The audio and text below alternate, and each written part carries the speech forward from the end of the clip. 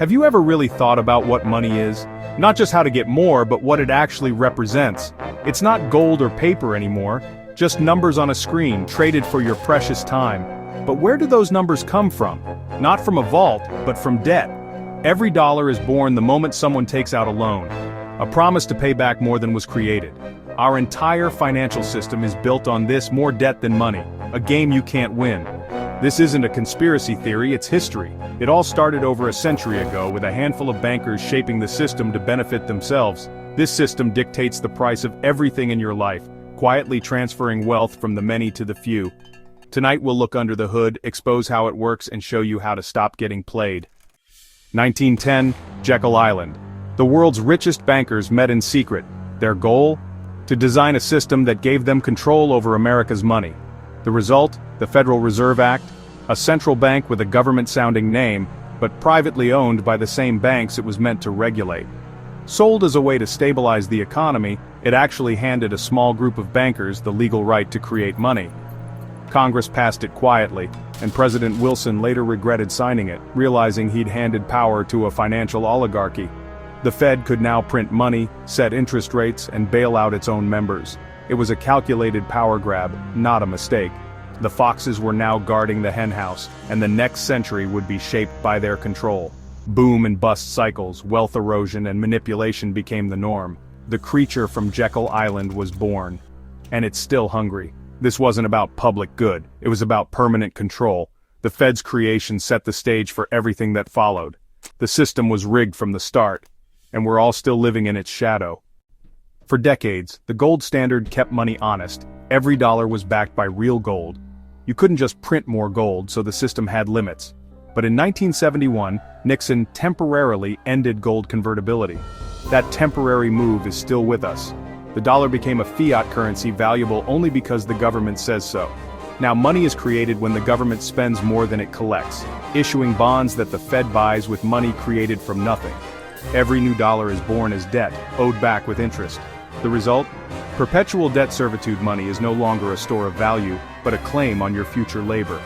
The debt can never be fully repaid, because the interest always exceeds the principal. The gold anchor is gone, the debt machine is unleashed. The system is now built on promises, not substance. Your work backs the money, not gold. The cycle of debt is endless. The matrix is real, and you're in it. The discipline of gold is gone forever. Welcome to the age of infinite debt.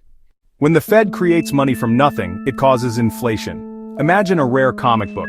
If millions of copies flood the market, the original loses value. The same happens to your dollars. More money means your savings buy less. It's a hidden tax, eroding your wealth without you noticing. Prices rise, at the store, the pump, your rent, while your wages lag behind. The government and banks spend new money first, getting the most value. By the time it reaches you, it's worth less. This is a silent transfer of wealth from workers to the financial elite. Banks multiply this effect through fractional reserve banking, lending out most of your deposits and creating even more money. They profit by charging you interest on money they conjured from thin air. The system punishes savers and rewards debtors, pushing you to borrow just to keep up. It's a hamster wheel. Run faster, get nowhere. Meanwhile, those closest to the money spigot, banks, corporations, the ultra-wealthy, get richer. They buy real assets and watch their value inflate. The debt machine works perfectly for them. For you, it's a losing game. Saving is discouraged, debt is the norm. The system is designed to keep you running in place. If the Fed is the architect, BlackRock is the operator. BlackRock manages over $10 trillion, more than the GDP of every country except the US and China. They own pieces of nearly every major corporation.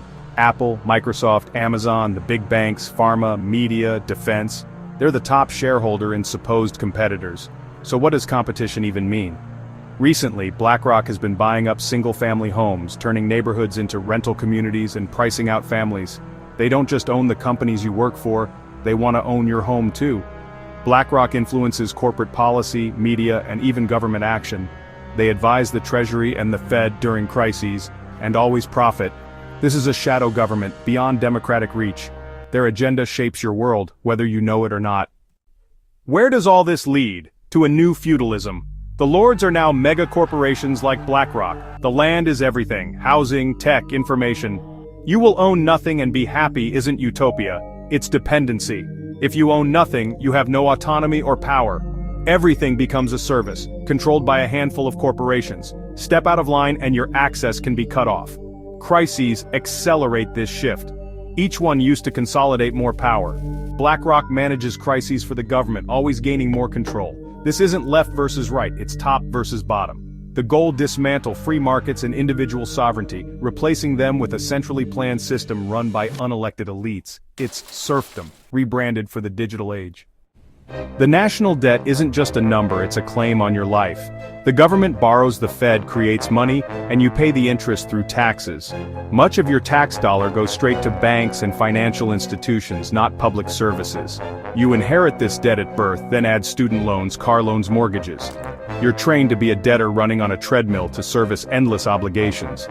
If everyone paid off their debts, most money would vanish because money is debt. The system must keep expanding debt to survive. Your freedom is incompatible with their need for perpetual growth. The debt machine is a parasite, it must grow or die, and you're the host. The next upgrade? Central bank digital currencies, CBDCs. Unlike Bitcoin, CBDCs are fully centralized, issued by the Fed. Every transaction is tracked, privacy disappears. Your money becomes programmable. Rules can be set on how, when, and where you spend. Buy too much gas? Your card stops working. Post something controversial? Your funds can be frozen instantly. Expiration dates can force you to spend, or your money vanishes. Social credit systems can be tied to your financial life. This isn't science fiction. China already does it, and Western central banks are planning it. It's the final piece of the control puzzle.